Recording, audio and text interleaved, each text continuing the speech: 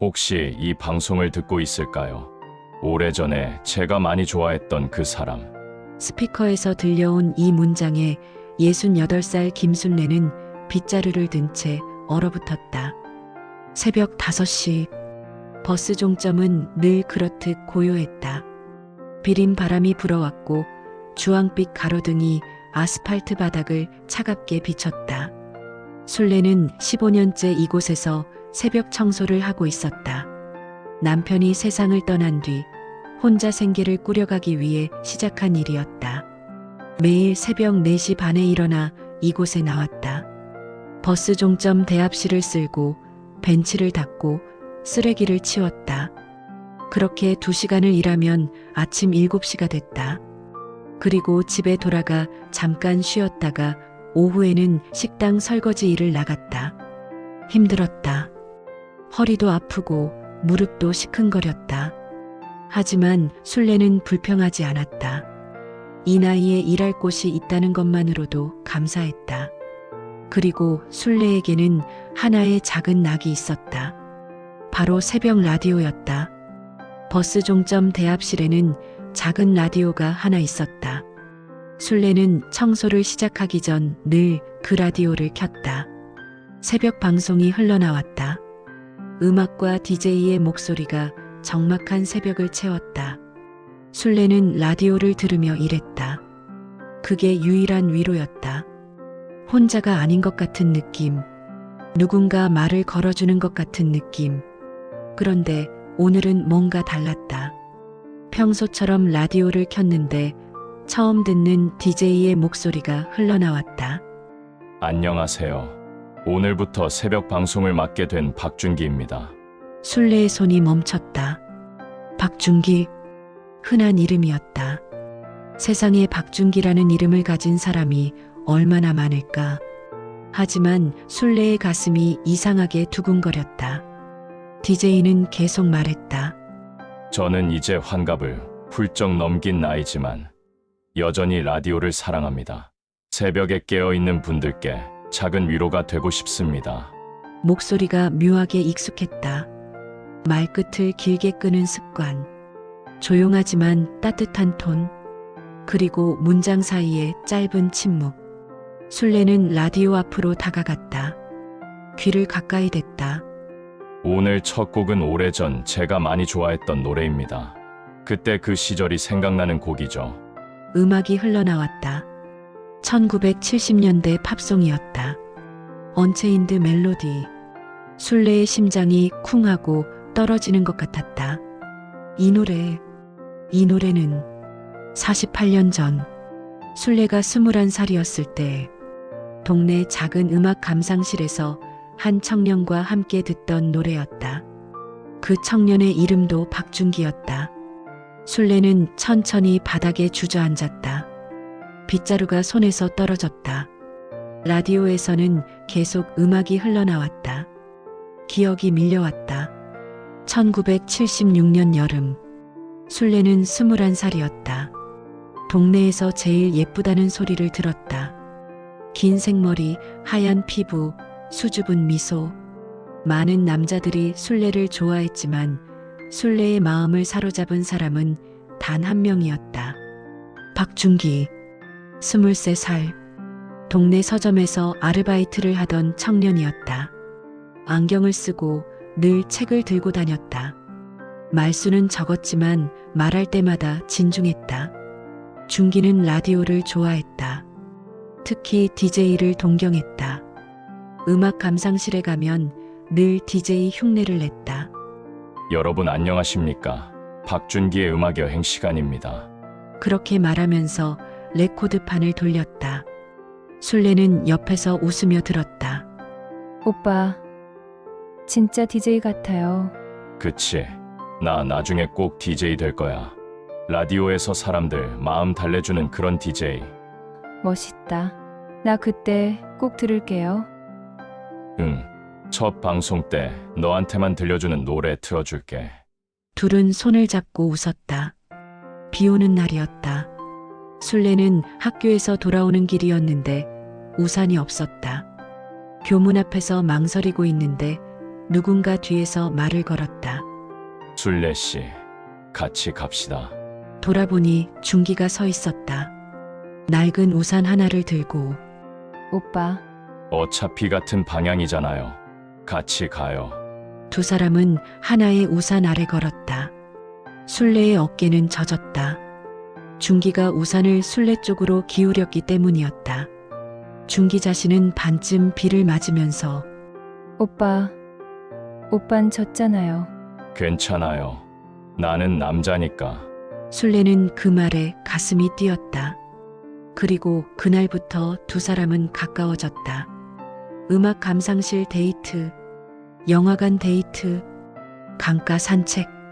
그렇게 1년을 함께 보냈다. 순례는 행복했다. 준기와 있으면 세상이 다 아름다워 보였다. 하지만 행복은 오래가지 못했다. 1977년 봄, 준기는 갑자기 서울로 떠났다. 아무 말도 없이. 순례는 그제야 알았다. 준기네 집이 빚에 쪼들려 야반도주를 했다는 것을. 순례는 준기네 집을 찾아갔지만 비어 있었다. 이웃에게 물어봤지만 아무도 몰랐다. 어디로 갔는지, 연락처는 무엇인지. 순례는 몇 달을 울었다. 편지를 보냈지만 반송됐다. 주소가 바뀐 거였다. 전화번호도 몰랐다. 그렇게 준기는 순례의 인생에서 사라졌다. 세월이 흘렀다. 순례는 다른 남자와 결혼했다. 부모님의 권유였다. 마음은 없었지만 거부할 수 없었다. 아이를 낳았다. 평범하게 살았다. 하지만 가슴 한구석에는 늘 준기가 있었다. 첫사랑, 지울 수 없는 이름. 남편은 10년 전에 세상을 떠났다. 아이들은 각자 결혼해서 멀리 살았다. 순례는 혼자가 됐다. 그리고 생계를 위해 새벽 청소 일을 시작했다. 외로웠다. 하지만 살아야 했다. 그렇게 15년을 버텼다. 그리고 지금 48년 만에 이 목소리를 다시 듣고 있었다. 라디오에서 음악이 끝났다. DJ의 목소리가 다시 흘러나왔다. 이 노래를 들으면 오래전 한 사람이 생각납니다. 제가 많이 좋아했던 사람. 하지만 끝까지 지키지 못한 사람. 순례의 눈에서 눈물이 흘러내렸다. 혹시 그 사람이 이 방송을 듣고 있을까요? 아니겠죠. 세월이 너무 흘렀으니까. 하지만 만약 듣고 있다면 말하고 싶습니다. 미안했다고. 그리고 한 번도 잊은 적 없다고. 순례는 입을 가리고 울었다. 손이 떨렸다. 가슴이 터질 것 같았다. 그 사람이다. 진짜 박준기다. 48년이 지났지만 그 목소리는 여전히 순례의 마음을 흔들고 있었다. 순례는 라디오를 꼭 껴안았다.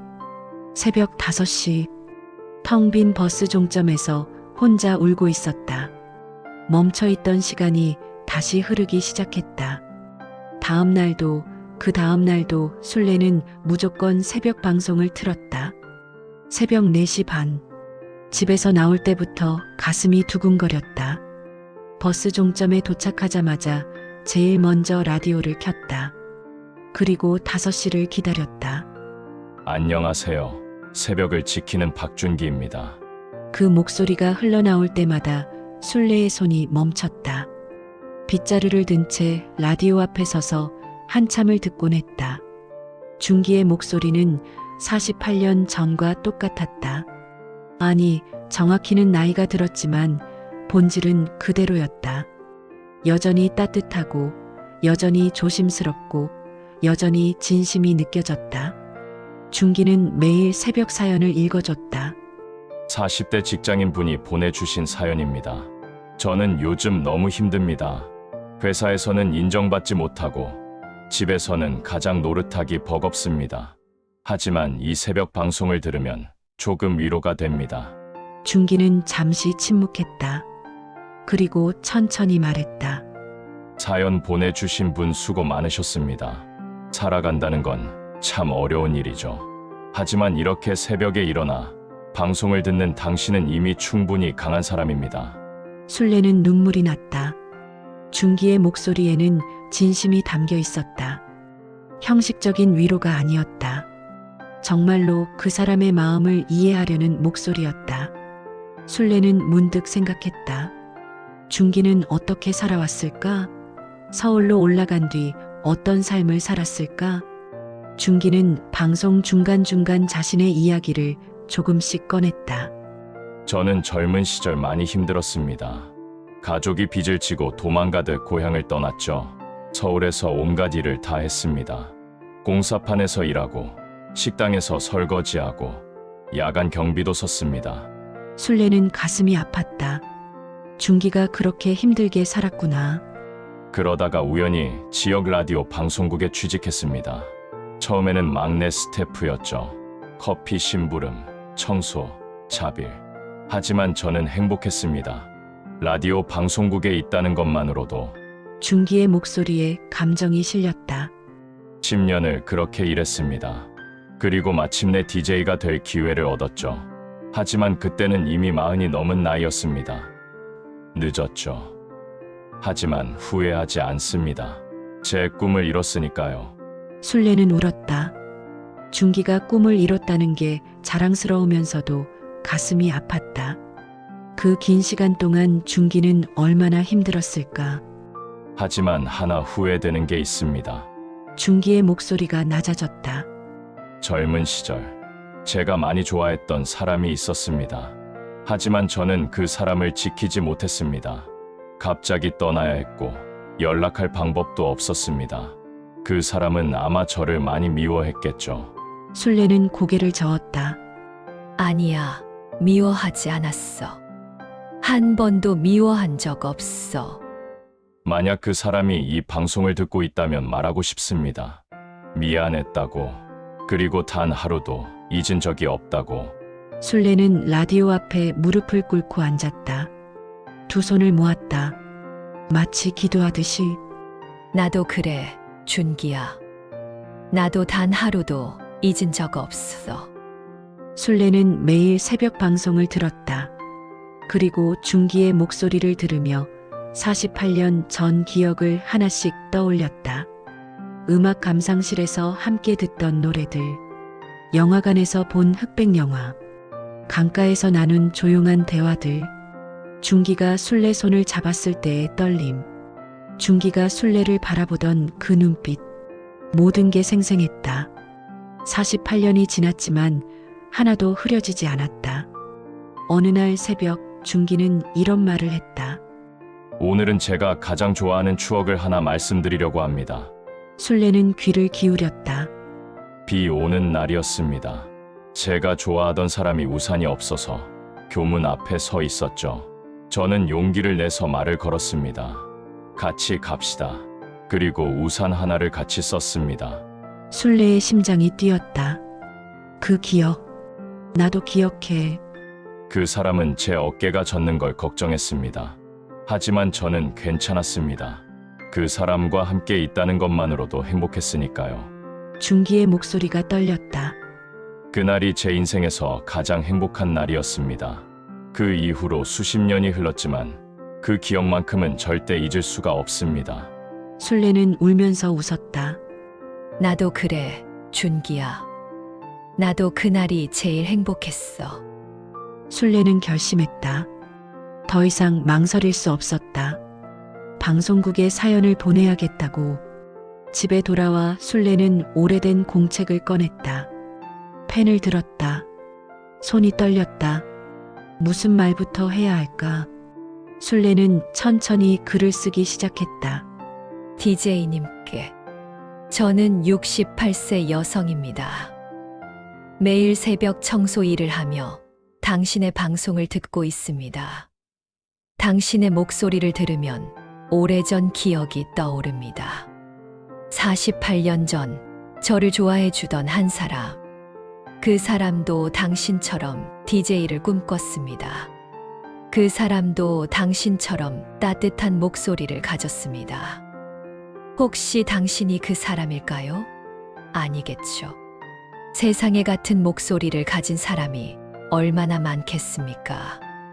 하지만 만약 그 사람이 맞다면 말하고 싶습니다. 미워하지 않았다고. 그리고 지금도 기억하고 있다고. 술래는 편지를 접었다. 그리고 다음 날 새벽 방송국 문자 서비스로 사연을 보냈다. 가슴이 두근거렸다. 준기가 이 사연을 읽어줄까? 혹시 나를 알아볼까? 술래는 떨리는 마음으로 다음 날을 기다렸다. 그 다음 날 새벽, 술래는 평소보다 일찍 버스 종점에 도착했다. 4시, 아직 방송 시작 전이었다. 술래는 라디오 앞에 앉아 기다렸다. 손에 땀이 났다. 심장이 빠르게 뛰었다. 오늘 내 사연을 읽어줄까? 5시가 됐다. 방송이 시작됐다. 안녕하세요. 새벽을 지키는 박준기입니다. 술래는 숨을 참았다. 오늘은 특별한 사연 하나를 소개하려고 합니다. 술래의 손이 떨렸다. 어제 한 청취자분이 보내주신 사연인데요. 읽는 내내 가슴이 떨렸습니다. 준기는 잠시 침묵했다. 그리고 천천히 사연을 읽기 시작했다. DJ님께 저는 68세 여성입니다. 매일 새벽 청소 일을 하며 당신의 방송을 듣고 있습니다. 술래는 라디오를 꼭 껴안았다. 내 사연이다. 준기가 내 사연을 읽고 있어. 당신의 목소리를 들으면 오래전 기억이 떠오릅니다. 48년 전 저를 좋아해 주던 한 사람. 그 사람도 당신처럼 DJ를 꿈꿨습니다. 준기의 목소리가 떨렸다. 술래는 그걸 느낄 수 있었다. 그 사람도 당신처럼 따뜻한 목소리를 가졌습니다. 혹시 당신이 그 사람일까요? 잠시 침묵이 흘렀다. 아주 긴 침묵이었다. 아니겠죠. 세상에 같은 목소리를 가진 사람이 얼마나 많겠습니까? 준기의 목소리에서 감정이 느껴졌다. 하지만 만약 그 사람이 맞다면 말하고 싶습니다. 미워하지 않았다고. 그리고 지금도 기억하고 있다고. 사연이 끝났다. 라디오에서 아무 소리도 들리지 않았다. 몇 초간의 침묵. 그리고 준기가 말했다. 이 사연을 보내주신 분, 목소리가 떨리고 있었다. 저도 당신이 누구인지 알 것 같습니다. 술래는 눈물이 터졌다. 48년 전 제가 DJ를 꿈꿨다는 걸 아는 사람은 단 한 명뿐이었습니다. 준기는 숨을 크게 쉬었다. 혹시 술래 씨입니까? 술래는 입을 가리고 울었다. 그래, 나야. 술래야. 만약 당신이 맞다면 부탁드립니다. 방송국으로 연락 주십시오. 제발. 준기의 목소리가 간절했다. 저는 48년 동안 당신을 찾았습니다. 하지만 방법이 없었습니다. 이제라도 만날 수 있다면 그것만으로도 충분합니다. 술래는 떨리는 손으로 휴대폰을 꺼냈다. 방송국 전화번호를 검색했다. 하지만 전화를 걸 용기가 나지 않았다. 진짜 준기일까? 만약 다른 사람이면 어떡하지? 술래는 며칠을 망설였다. 하지만 결국 전화를 걸었다. 여보세요. 방송국입니다. 저기요, 새벽 방송 DJ님께 전화 연결 부탁드려도 될까요? 새벽 방송은 지금 방송 중이 아닌데요. 사연이나 메시지를 남겨주시면. 아니요. 직접 통화하고 싶은데요. 제가 사연을 보낸 사람입니다. 잠시 침묵이 흘렀다. 아, 혹시 어제 사연 보내신 분이십니까? 네, 잠시만 기다려주세요. 전화가 보류됐다. 술래는 떨리는 마음으로 기다렸다. 1분, 2분, 3분. 그리고 전화가 연결됐다. 여보세요? 낮은 남자 목소리였다. 술래는 숨이 멎었다. 저 박준기입니다. 술래는 울음을 참았다. 그 목소리. 48년 전 그 목소리. 혹시 고향이 동 맞으세요? 네, 맞습니다. 그리고 1976년에 음악 감상실에서 일하셨나요? 전화 너머로 숨소리가 들렸다. 네, 맞습니다. 그럼 당신은 술래예요. 김술래. 긴 침묵이 흘렀다. 그리고 준기의 목소리가 떨리며 들렸다. 순례 씨, 정말 순례 씨인가요? 네. 저예요, 준기 오빠. 전화 너머로 흐느끼는 소리가 들렸다. 준기가 울고 있었다. 미안해요. 정말 미안해요. 아무 말 없이 떠나서. 순례도 울었다. 아니에요. 괜찮아요. 오빠 잘못 아니에요. 48년이나 기다리게 해서 정말 미안해요. 아니에요. 저도 오빠 기다렸어요. 평생. 두 사람은 한참을 울었다. 전화기 너머로 서로의 울음소리만 들렸다. 준기가 먼저 말을 꺼냈다. 순례 씨 만날 수 있을까요? 네. 만나요. 언제 어디서? 오빠가 편한 곳으로 정해요. 준기는 잠시 생각하다가 말했다. 그럼 우리 예전에 자주 가던 음악 감상실 있잖아요. 거기 아직 있어요. 그곳에서 만나요. 네. 좋아요. 내일 괜찮아요? 네. 언제든 괜찮아요. 그럼 내일 오후 3시에 음악 감상실 앞에서 만나요. 네. 꼭 갈게요. 전화를 끊고 순례는 한참을 그 자리에 앉아 있었다. 실감이 나지 않았다. 꿈인 것 같았다. 48년 만에 준기를 다시 만나게 됐다. 순례는 집에 돌아와 옷장을 열었다. 어떤 옷을 입고 가야 할까? 하지만 옷이 별로 없었다. 낡은 옷들 뿐이었다. 순례는 그 중에서 제일 괜찮은 옷을 골랐다. 검은색 블라우스와 회색 치마. 10년 전 남편 장례식 때 입었던 옷이었다. 거울 앞에 섰다. 68세 노인의 얼굴이 보였다. 주름이 깊고 머리는 하얗고 피부는 거칠었다. 내가 이렇게 늙었구나. 순례는 슬펐다. 준기가 나를 보고 실망하면 어떡하지. 48년 전 그 예쁜 순례는 이제 없는데. 하지만 순례는 고개를 저었다. 아니야. 준기도 늙었을 거야. 우리 둘 다 세월을 살아온 거야. 순례는 작은 화장품 가방을 꺼냈다. 거울을 보며 조심스럽게 화장을 했다. 립스틱을 바르고 눈썹을 그렸다. 오랜만이었다. 남편이 죽고 나서 한 번도 화장을 하지 않았었다. 다음 날 오후 2시, 순례는 집을 나섰다. 음악 감상실까지는 버스로 30분 거리였다. 순례는 버스를 탔다. 창밖을 보며 생각했다. 준기 오빠는 어떻게 변했을까? 나를 알아볼까? 버스가 도착했다. 순례는 내렸다. 음악 감상실이 보였다. 48년 전 그 자리에 그대로 있었다. 건물은 낡았지만 간판은 그대로였다. 추억의 음악 감상실. 순례는 음악 감상실 앞에 섰다. 시계를 봤다. 2시 50분. 조금 일찍 왔다. 순례는 벤치에 앉아 기다렸다. 손이 떨렸다. 심장이 터질 것 같았다. 3시가 됐다. 그때 저 멀리서 한 남자가 걸어오고 있었다. 회색 머리, 안경, 느린 걸음.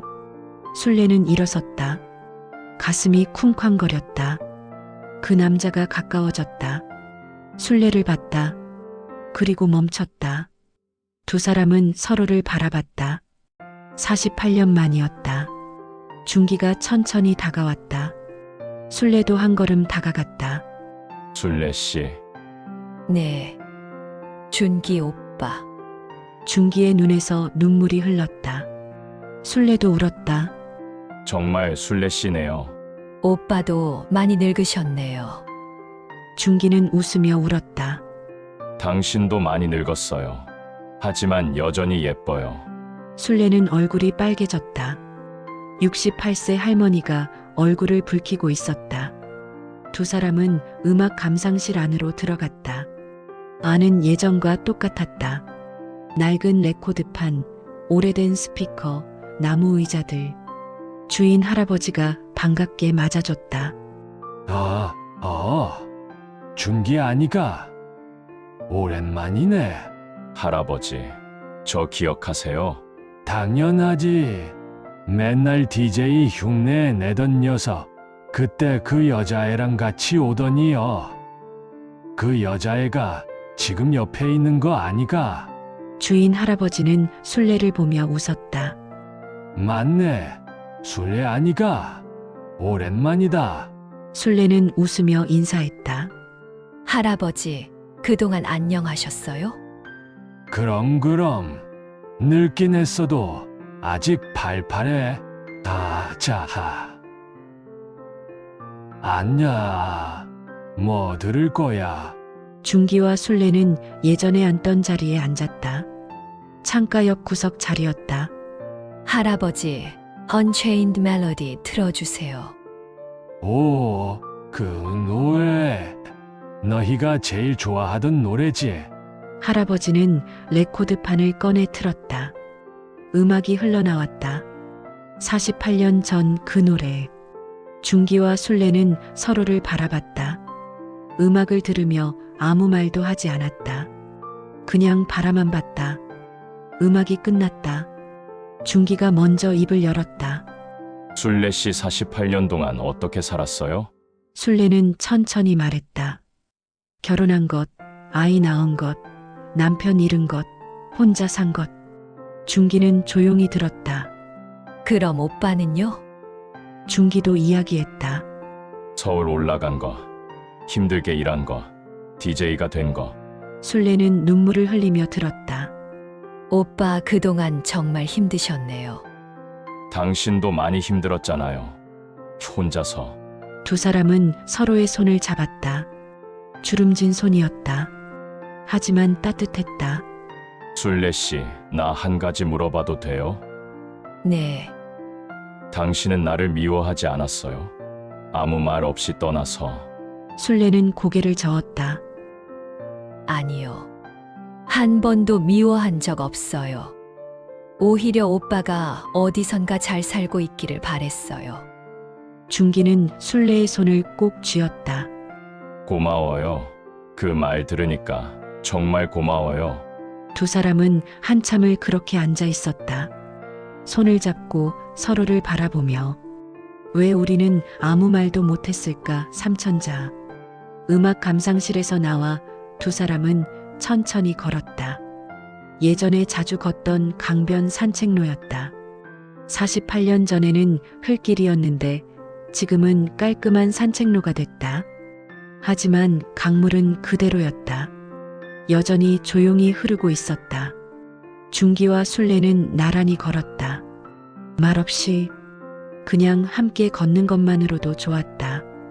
한참을 걷다가 벤치 하나를 발견했다. 두 사람은 앉았다.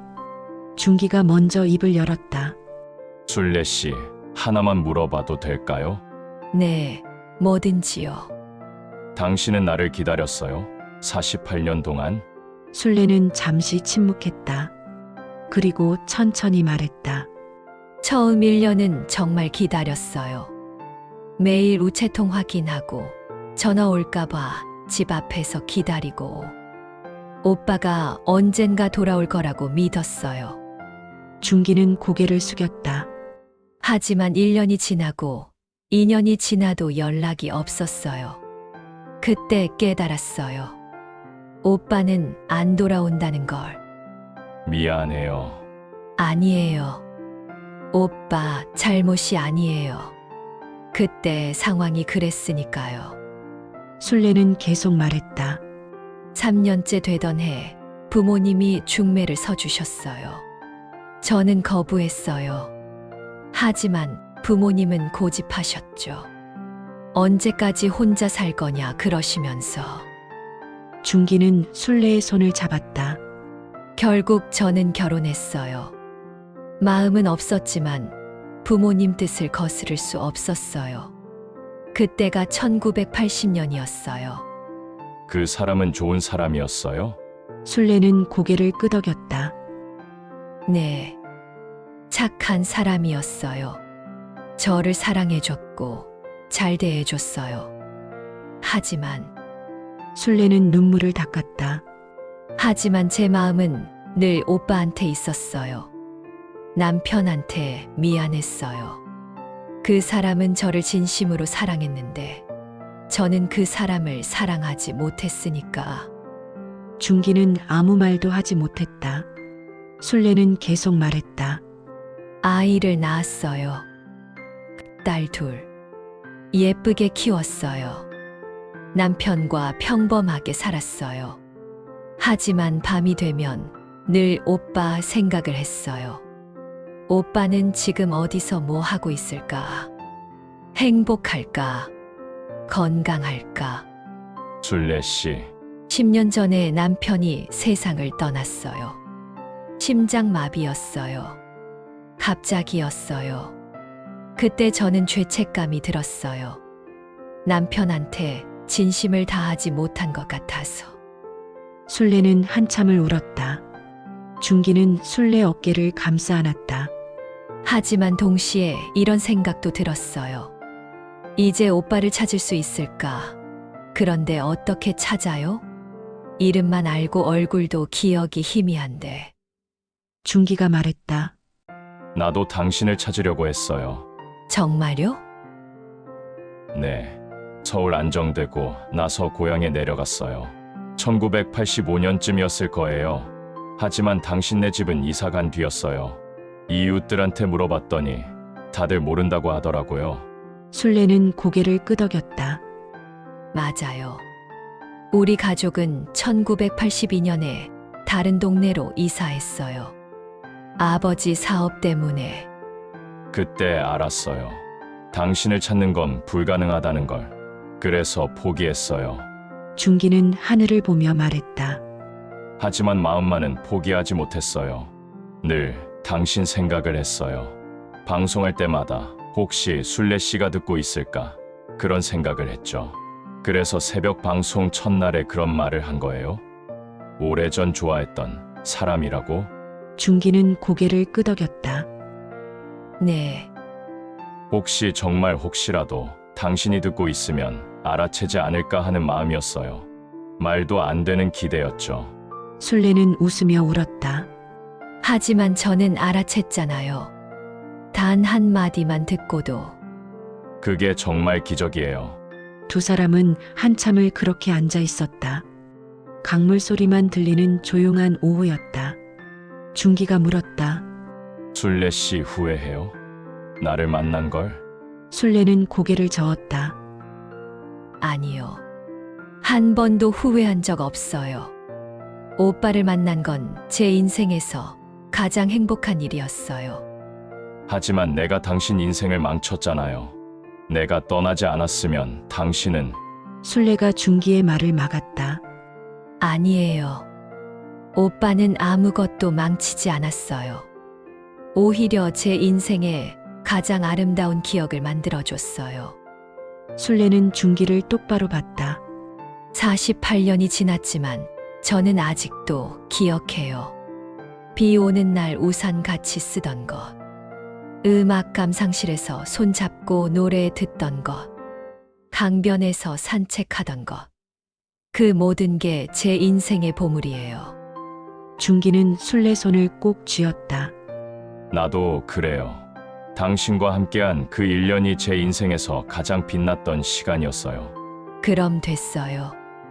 우리 후회하지 말아요. 이렇게 다시 만났잖아요. 준기는 고개를 끄덕였다. 그래요. 당신 말이 맞아요. 두 사람은 일어나 다시 걷기 시작했다. 손을 잡고 68세와 70세의 노인 두 명이 강변을 걷고 있었다. 지나가던 사람들이 힐끗힐끗 쳐다봤다. 어떤 사람은 미소 지었다. 어떤 사람은 부러워했다. 순례가 물었다. 오빠 결혼 안 하셨어요? 준기는 고개를 저었다. 아니요. 평생 혼자 살았어요. 왜요? 좋은 사람 많았을 텐데. 준기는 순례를 보며 말했다. 당신이 있었으니까요. 제 마음에 순례는 얼굴이 빨개졌다. 48년 동안 단 한 번도 다른 사람을 사랑하지 못했어요. 늘 당신만 생각했어요. 오빠, 당신 결혼했다는 거 알았어요. 고향 사람한테 들었어요. 그때 정말 마음이 아팠어요. 하지만 당신이 행복하다면 그걸로 됐다고 생각했어요. 술래는 눈물을 닦았다. 미안해요. 오빠 기다리지 못해서. 중기는 고개를 저었다. 아니에요. 당신 잘못이 아니에요. 오히려 당신이 좋은 사람 만나서 다행이에요. 혼자 외롭게 살았으면 어쩔 뻔했어요. 두 사람은 다시 벤치에 앉았다. 중기가 물었다. 술래 씨, 이제 우리 어떻게 하면 좋을까요? 술래도 그 질문을 생각하고 있었다. 잘 모르겠어요. 48년 만에 만났는데 이제 뭘 하면 좋을지. 중기는 술래 손을 잡았다.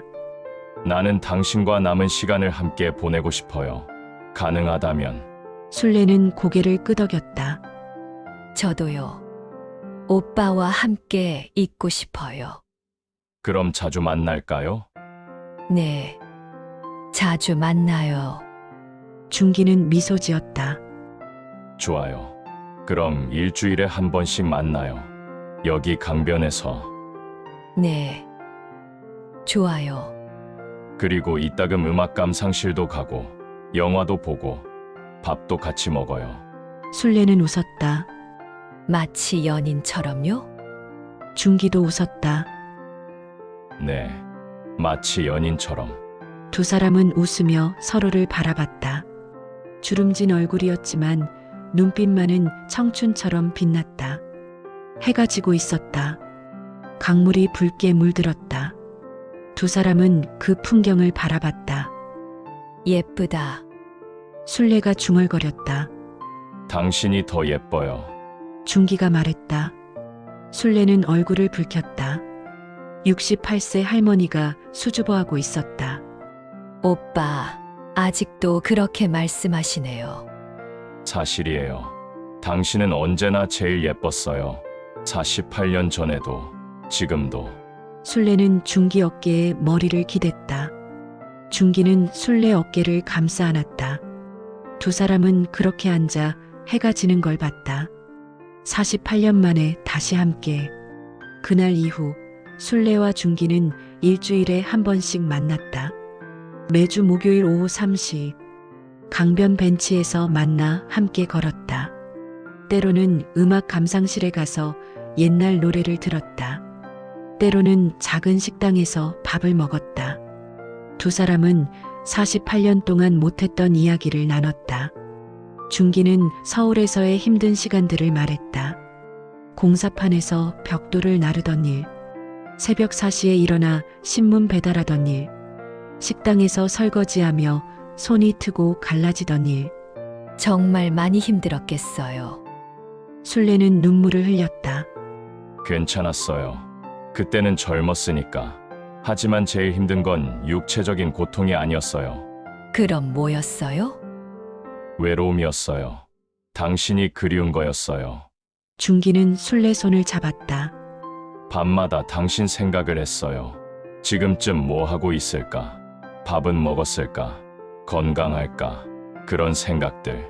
술래도 자신의 이야기를 했다. 결혼 생활의 공허함, 아이를 키우면서도 늘 마음 한구석이 비어있던 느낌, 남편에게 미안했던 마음. 남편은 좋은 사람이었어요. 저를 정말 사랑했어요. 하지만 저는 그 사람을 진심으로 사랑할 수가 없었어요. 많이 힘들었겠어요. 네. 특히 남편이 제게 사랑해라고 말할 때마다 가슴이 아팠어요. 제가 거짓으로 사는 것 같아서. 두 사람은 서로의 아픔을 나눴다. 그리고 위로했다. 어느 날 중기가 술래에게 물었다. 술래 씨, 제 방송 들어봤어요? 요즘? 네. 매일 들어요. 새벽마다. 중기는 미소 지었다. 다음 주 방송에서 특별한 이야기를 하나 하려고 해요. 무슨 이야기요? 우리 이야기요. 술래는 놀랐다. 우리 이야기를요? 네. 48년 만에 재회한 첫사랑 이야기. 청취자분들께 들려주고 싶어요. 괜찮을까요? 술래는 잠시 생각하다가 고개를 끄덕였다. 좋아요. 우리 이야기 다른 사람들한테도 희망이 될 것 같아요. 고마워요. 일주일 후 새벽 5시 술래는 버스 종점에서 라디오를 켰다. 준기의 목소리가 흘러나왔다. 오늘은 특별한 이야기를 하나 들려드리려고 합니다. 제 첫사랑 이야기입니다. 술래는 빗자루를 내려놓고 라디오 앞에 앉았다. 48년 전, 저는 한 여자를 사랑했습니다. 21살의 술래라는 여자였죠. 그녀는 제가 본 사람 중에 가장 아름다운 사람이었습니다. 술래는 얼굴이 빨개졌다. 우리는 1년 동안 연인으로 지냈습니다. 음악 감상실에서 노래를 듣고, 강변을 걷고, 영화를 보고, 행복했습니다. 제 인생에서 가장 행복한 시간이었죠. 준기의 목소리에 감정이 실렸다. 하지만 저는 그녀를 지키지 못했습니다. 집안이 빚에 쪼들려 갑자기 서울로 떠나야 했죠. 아무 말도 할 수 없었습니다. 연락할 방법도 없었습니다. 술래는 눈물을 닦았다. 48년이 흘렀습니다. 저는 DJ가 됐습니다. 제 꿈을 이뤘죠. 하지만 늘 그녀가 그리웠습니다. 혹시라도 제 방송을 듣고 있지 않을까. 그런 헛된 기대를 했습니다. 준기는 잠시 침묵했다. 그런데 기적이 일어났습니다. 그녀가 제 방송을 듣고 있었습니다. 그리고 용기 내서 사연을 보내줬습니다. 술래는 울면서 웃었다. 우리는 48년 만에 재회했습니다. 둘 다 늙었습니다. 주름이 가득하고 머리는 하얗고 몸은 예전 같지 않습니다. 하지만 마음만큼은 여전히 청춘입니다. 준기의 목소리가 떨렸다. 술래 씨, 이 방송 듣고 계시죠? 말하고 싶습니다. 48년이 지났지만 당신은 여전히 제 첫사랑이고 마지막 사랑이라고 사랑합니다. 술래는 라디오를 껴안고 울었다. 저도 사랑해요. 준기 오빠. 방송이 끝난 후 술래의 휴대폰이 울렸다. 준기였다. 여보세요? 술래 씨 방송 들었어요? 네. 들었어요. 울면서. 미안해요. 갑자기 고백해서. 아니에요. 좋았어요. 정말 행복했어요. 준기는 웃었다. 오늘 만날 수 있어요? 평소와 다르게 오늘 만나고 싶어요. 네. 어디서 만날까요? 음악 감상실에서 만나요. 오후 3시에. 네. 갈게요. 오후 3시 술래는 음악 감상실 앞에 섰다. 준기가 먼저 와 있었다. 손에 작은 꽃다발을 들고 이거 당신한테 주려고 샀어요. 준기는 꽃다발을 건넸다. 빨간 장미였다. 술래는 얼굴이 빨개졌다. 고마워요. 이런 거 받는 건 정말 오랜만이에요. 당신은 꽃을 받을 자격이 있어요. 세상에서 가장 아름다운 사람이니까. 두 사람은 음악 감상실 안으로 들어갔다. 주인 할아버지가 빙그레 웃으며 맞아줬다.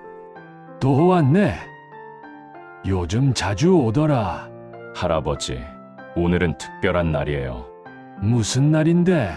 준기는 술래를 보며 말했다. 고백하는 날이에요. 48년 늦은 고백. 주인 할아버지는 웃으며 고개를 끄덕였다. 그래. 늦었지만 안 하는 것보단 낫지. 뭐 들을 거야? Unchained Melody 틀어주세요. 음악이 흘러나왔다. 두 사람은 예전 자리에 앉았다. 준기가 술래 손을 잡았다. 술래 씨 48년 전에 하지 못한 말이 있어요. 뭔데요? 준기는 술래를 똑바로 봤다. 정식으로 고백하지 못했어요. 그냥 자연스럽게 연인이 됐죠. 하지만 오늘은 제대로 하고 싶어요. 술래는 가슴이 두근거렸다. 준기는 진지한 얼굴로 말했다. 김술래 씨, 저는 당신을 사랑합니다. 48년 전에도, 지금도, 앞으로도 제 마음을 받아주시겠습니까? 술래는 눈물을 흘렸다. 네, 저도 사랑해요. 준기 오빠. 평생 중기는 순례를 껴안았다. 68세와 70세의 노인 두 명이 음악 감상실 한가운데서 껴안고 있었다. 주인 할아버지는 멀리서 미소 지으며 지켜봤다. 음악이 계속 흘렀다. 48년 전 그 노래. UNCHAINED 멜로디. 두 사람은 그 노래를 들으며 서로를 꼭 안았다. 세월이 흘러도 변하지 않는 건 사랑이었다. 그날 밤 순례는 집에 돌아와 일기를 썼다. 오늘 나는 다시 사랑을 고백받았다. 68세의 나이에 48년 만에 이렇게 행복할 수 있다니 인생은 정말 알 수 없다다. 포기하지 않으면 기적은 온다. 순례는 일기장을 덮고 창밖을 봤다. 별이 빛나고 있었다. 순례는 작게 웃었다. 고마워요, 준기 오빠. 다시 사랑하게 해줘서. 중기의 방송 이후 반응이 뜨거웠다. 방송국에는 청취자들의 문자와 전화가 쏟아졌다. DJ님 이야기 듣고 울었어요. 48년 만에 다시 만난 사랑이라니. 저도 첫사랑이 있었는데 연락이 끊겼어요. 용기 내서 찾아봐야겠어요. 68세에도 사랑을 고백하다니. 정말 아름다운 이야기예요. 중기는 매일 새벽 방송에서 청취자들의 사연을 읽어줬다.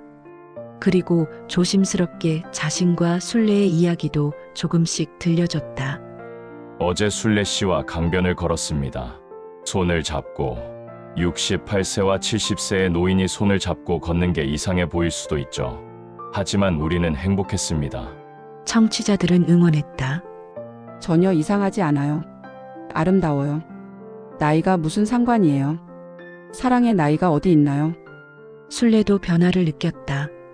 15년 동안 무겁게만 느껴졌던 새벽 청소일이 이제는 즐거웠다. 중기의 목소리를 들을 수 있으니까. 빗자루를 들고 청소를 하면서도 입가에 미소가 지어졌다.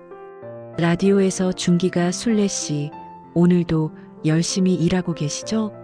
라고 말하면 순례는 혼자 대답했다. 네, 오빠. 열심히 일하고 있어요. 함께 일하는 청소 동료들도 눈치챘다. 순례 언니, 요즘 표정이 좋아졌어요. 무슨 좋은 일 있어요? 순례는 수줍게 웃었다. 응, 좋은 일이 생겼어. 남자 만나요? 순례는 얼굴을 붉혔다. 그런 셈이지. 동료들은 깜짝 놀랐다. 헐, 진짜요? 순례 언니 나이에 연애를. 나이가 뭐 어때서서. 사람은 죽을 때까지 사랑할 수 있는 거야. 동료들은 박수를 쳤다. 멋있어요, 언니. 응원할게요. 중기도 변했다. 방송이 더 생기가 넘쳤다. 목소리에 활력이 돌았다. 방송국 PD가 말했다. 준기 선배님, 요즘 방송 진짜 좋아요. 뭔가 달라졌어요. 더 따뜻해진 것 같아요. 중기는 웃었다. 그래요? 아마 행복해서 그런가 봐요. 첫사랑 찾으신 거 축하드려요. 정말 대단하세요. 고마워요. 나이 들어서 이런 기적을 경험할 줄 몰랐어요. 어느 날 중기는 순례에게 제안했다. 순례 씨, 우리 여행 갈까요? 여행이요. 네. 우리 젊었을 때 가고 싶었던 곳 기억나요? 제주도. 순례는 고개를 끄덕였다. 기억나요. 오빠가 그랬잖아요. 나중에 돈 벌면 제주도 데려가 줄게. 그랬잖아요. 맞아요. 48년 늦었지만 이제라도 가요. 같이. 순례는 망설였다. 하지만 돈도 많이 들고. 괜찮아요. 제가 평생 모은 돈이 조금 있어요. 당신한테 쓰고 싶어요. 하지만 중기는 순례 손을 잡았다. 순례 씨, 우리 남은 시간이 얼마나 될까요? 10년, 20년, 아무도 몰라요. 지금 하지 않으면 언제 하겠어요? 순례는 눈물을 흘렸다. 중기 말이 맞았다. 지금이 아니면 언제? 좋아요. 가요. 2주 후 두 사람은 제주도행 비행기를 탔다. 순례는 평생 처음 비행기를 탔다. 창밖을 보며 감탄했다. 와, 구름 위로 날아가네요. 중기는 순례 손을 잡아줬다. 무섭지 않아요? 아니요. 오빠가 옆에 있으니까 안 무서워요. 제주도에 도착해서 두 사람은 렌터카를 빌렸다. 중기가 운전했다. 어디부터 갈까요? 바다 보러 가요. 제주도 바다 정말 예쁘다던데.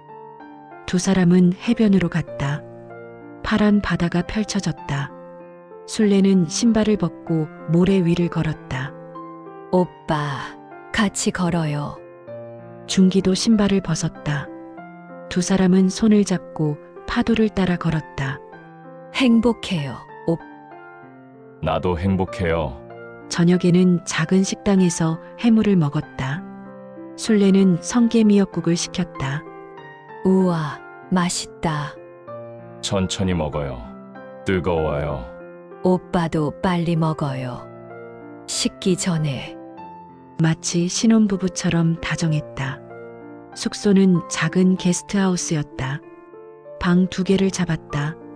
중기가 말했다. 순례 씨, 푹 쉬세요. 내일 또 돌아다닐 거예요. 네. 오빠도 쉬세요. 그날 밤 순례는 침대에 누워 천장을 봤다. 믿기지 않았다. 68세에 제주도 여행을 오다니.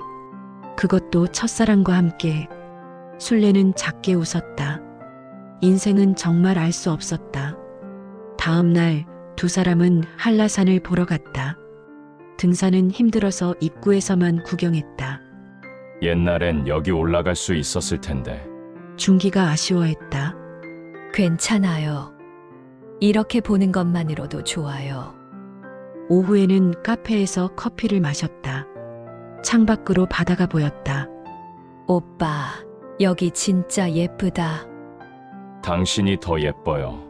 순례는 얼굴을 붉혔다. 오빠는 맨날 그런 말만 해요. 사실이잖아요. 두 사람은 웃었다. 행복한 웃음이었다.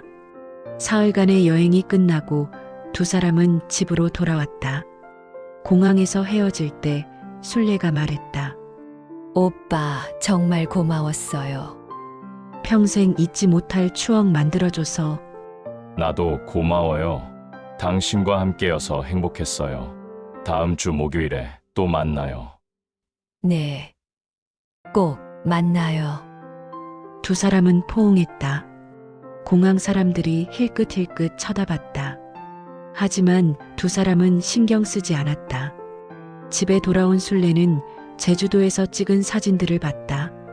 바다 앞에서 찍은 사진, 카페에서 찍은 사진, 한라산 앞에서 찍은 사진. 모든 사진 속에서 순례는 웃고 있었다. 진심으로 행복한 웃음이었다. 순례는 사진을 액자에 넣어 벽에 걸었다. 그리고 매일 아침 그 사진을 보며 미소 지었다. 나도 이렇게 행복할 수 있구나. 중기도 사진을 방송국 책상 위에 올려놨다. PD가 물었다. 이분이 순례 씨예요? 네. 예쁘죠? 정말 행복해 보이세요. 두 분 다. 중기는 사진을 보며 말했다. 48년을 기다린 보람이 있어요. 그날 밤 방송에서 중기는 말했다. 청취자 여러분, 저는 68세에 제주도 여행을 다녀왔습니다. 첫사랑과 함께 48년 만에 정말 행복했습니다. 중기의 목소리가 떨렸다. 나이가 들어도 사랑할 수 있다는 걸 깨달았습니다. 아니, 나이가 들었기에 더 소중하다는 걸 알았습니다. 여러분도 포기하지 마세요. 사랑을, 희망을. 언제든 기적은 올 수 있습니다. 라디오를 듣던 순례는 눈물을 흘렸다. 행복한 눈물이었다. 고마워요, 나를 다시 사랑하게 해줘서. 나를 다시 살아있게 해줘서. 1년이 흘렀다. 순례와 중기는 여전히 매주 목요일 오후 3시에 만났다. 강변을 걷고 음악 감상실에서 노래를 듣고 작은 식당에서 밥을 먹었다. 두 사람의 일상은 평범했지만 행복했다. 어느 날 준기가 순례에게 말했다. 순례 씨, 우리 같이 살까요? 순례는 깜짝 놀랐다. 네, 같이 살아요? 네. 저는 혼자 살고 당신도 혼자 살잖아요. 같이 살면 덜 외롭지 않을까요? 순례는 망설였다. 하지만 우리 나이에 동거를 결혼해도 돼요. 준기는 진지하게 말했다. 순례 씨, 저랑 결혼해 주세요. 순례는 눈물이 났다. 오빠 우리 나이에 결혼을 나이가 뭐가 중요해요? 저는 당신과 남은 시간을 함께 보내고 싶어요. 법적으로도 가족이 되고 싶어요. 순례는 한참을 울었다. 그리고 고개를 끄덕였다. 네, 좋아요. 결혼해요. 2달 후 두 사람은 조촐하게 결혼식을 올렸다. 하객은 많지 않았다. 순례의 딸 둘, 몇몇 친척들, 방송국 동료들, 그리고 음악 감상실 주인 할아버지. 순례는 하얀 드레스를 입었다. 68세의 신부였다. 준기는 검은색 정장을 입었다. 70세의 신랑이었다. 주례는 방송국 선배가 맡았다. 신랑 박준기, 신부 김순례. 두 분은 48년이라는 긴 시간을 기다렸습니다. 그리고 오늘 다시 만나 부부가 됩니다. 이것은 기적입니다. 사랑의 기적입니다. 하객들이 박수를 쳤다. 순례의 딸들은 울면서 박수를 쳤다. 신랑 신부에게 서약을 받겠습니다. 신랑 박준기, 신부 김순례를 평생 사랑하고 아끼겠습니까? 네, 서약합니다. 신부 김순례, 신랑 박준기를 평생 사랑하고 아끼겠습니까? 네, 서약합니다. 그럼 이제 두 분은 부부입니다. 신랑은 신부에게 입맞춤 하셔도 좋습니다. 준기와 순례는 서로를 바라봤다. 그리고 조심스럽게 입을 맞췄다. 하객들이 환호했다. 음악 감상실 할아버지는 눈물을 닦았다. 좋구나, 정말 좋아. 결혼식 후 두 사람은 작은 아파트를 얻어 함께 살기 시작했다. 순례는 새벽 청소 일을 계속했다. 준기는 새벽 방송을 계속했다. 매일 새벽 4시 반 순례가 일하러 나갈 때 준기도 함께 일어났다. 조심히 다녀와요. 오빠도 방송 잘하고 와요. 두 사람은 아침마다 포옹했다. 순례가 버스 종점에서 청소를 하며 라디오를 틀면 준기의 목소리가 흘러나왔다. 오늘도 새벽을 지키는 박준기입니다. 그리고 오늘도 새벽에 열심히 일하고 계실 제 아내 순례 씨에게 인사드립니다. 사랑합니다. 순례는 빗자루를 들고 웃었다. 저도 사랑해요. 오빠. 어느 날 새벽 준기는 특별한 곡을 틀었다. 오늘은 특별한 노래를 하나 들려드리려고 합니다. 48년 전 제가 사랑했던 사람과 함께 들었던 노래입니다. 그리고 지금은 제 아내와 함께 듣는 노래입니다. UNCHAINED 멜로디가 흘러나왔다. 순례는 빗자루를 멈추고 라디오 앞에 섰다. 눈을 감고 음악을 들었다. 48년 전 음악 감상실에서 준기와 처음 들었던 그 노래. 그때는 21살이었다. 청춘이었다. 미래가 무한히 펼쳐진 것 같았다. 하지만 지금은 68세였다. 늙었다. 주름이 가득하고 머리는 하얗다. 그런데 이상했다. 마음만큼은 그때와 똑같았다. 여전히 준기를 사랑하고 여전히 설렜다. 노래가 끝났다. 준기의 목소리가 다시 흘러나왔다. 순례 씨, 듣고 있죠? 우리 이제는 서로 놓치지 맙시다. 남은 시간 함께 걸어갑시다. 순례는 라디오를 향해 속삭였다. 네, 함께 가요. 오빠.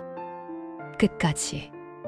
그날 아침 순례가 집에 돌아오니 준기가 아침밥을 차려놓고 있었다. 왔어요? 빨리 씻고 와요. 밥 먹어요. 오빠가 다 차렸어요? 당연하죠. 우리 아내 힘들게 일하고 왔는데 식탁에는 따뜻한 미역국과 계란말이, 김치가 놓여 있었다. 두 사람은 마주 앉아 밥을 먹었다. 맛있어요, 오빠. 그래요? 다행이다. 처음 해봤는데 오빠 요리 솜씨 좋네요. 당신한테 배워야죠. 당신이 요리 천재잖아요. 두 사람은 웃었다. 평범한 아침이었지만 행복했다. 밥을 먹고 나서 두 사람은 소파에 나란히 앉아 TV를 봤다. 오늘 뭐 할 거예요? 순례가 물었다. 산책할까요? 날씨 좋은데. 좋아요. 강변 갈까요? 네.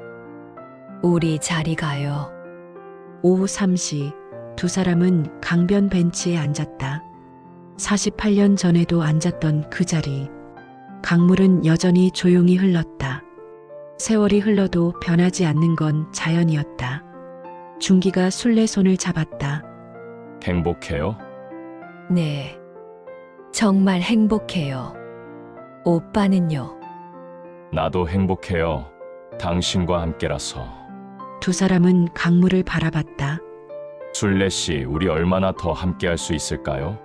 몰라요. 10년, 20년, 아무도 모르죠. 그래도 마지막까지 함께하고 싶어요. 순례는 준기 어깨에 머리를 기댔다. 저도요. 마지막 순간까지 오빠 손잡고 싶어요. 해가 지고 있었다. 강물이 붉게 물들었다. 두 사람은 그 풍경을 조용히 바라봤다. 예쁘다. 순례가 중얼거렸다. 우리 인생도 예뻐요. 준기가 말했다. 48년을 기다렸지만 후회하지 않아요.